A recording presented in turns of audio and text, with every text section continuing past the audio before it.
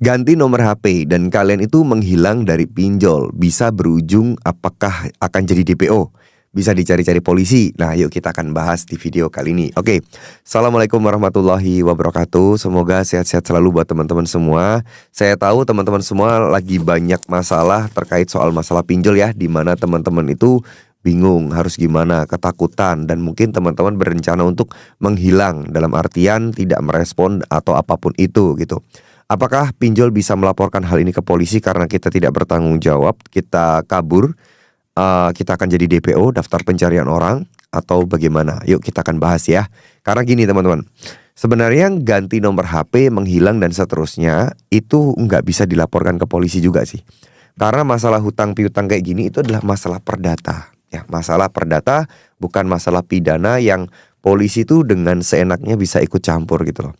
Dan hak kalian juga untuk ganti nomor HP. Nah, yang jadi masalah adalah kenapa kalian ganti nomor HP, kenapa teman-teman menghilang. Itu kan, apakah emang separah itu proses penagihannya, apakah ini sangat mengganggu banget atau bagaimana. Nah, ini harus teman-teman pahami juga. Karena kalau menurut saya pribadi nggak perlu sih kita sampai menghilang. Nggak perlu juga kita sampai kayak kabur-kaburan. Karena masalah pinjol ini kalau teman-teman udah pelajari konsekuensi hukum dan lain sebagainya, ya udah pasti akan aman. Resiko terberatnya hanyalah selik OJK, udah itu aja.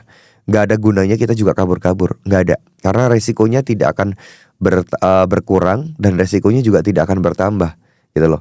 Tapi dengan catatan, kalau teman-teman ini memang mau kerja nggak bisa, fokus nggak bisa, sering galau, sering gelisah karena ketakutan masalah galbe pinjol kayak gini, ya boleh, nggak ada masalah ya, nggak ada masalah untuk teman-teman ini.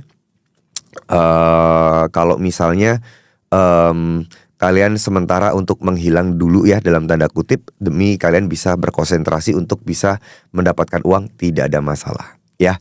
Nah, tidak akan ada resiko-resiko dicari polisi, insya Allah tidak ada. Tapi tetap ya, selama niatan kita baik, kita pengennya bekerja keras, bisa bekerja lebih baik, kita niatannya menyelesaikannya dan pengen fokus, itu nggak apa-apa. Tapi kalau alasannya teman-teman pengen kabur-kaburan, tidak bertanggung jawab dan lain seterusnya, lebih baik saya boleh saran, niatkan yang baik-baik aja. Dengan niatkan yang baik-baik, insya Allah rezeki teman-teman akan dipermudah oleh Allah SWT. Kalian akan diberikan jalan keluar yang terbaik. Kenapa saya bisa ngomong seperti ini? Karena saya saksi hidupnya dan saya juga yang mendapatkan keajaiban-keajaiban dari Allah ketika niatan baik untuk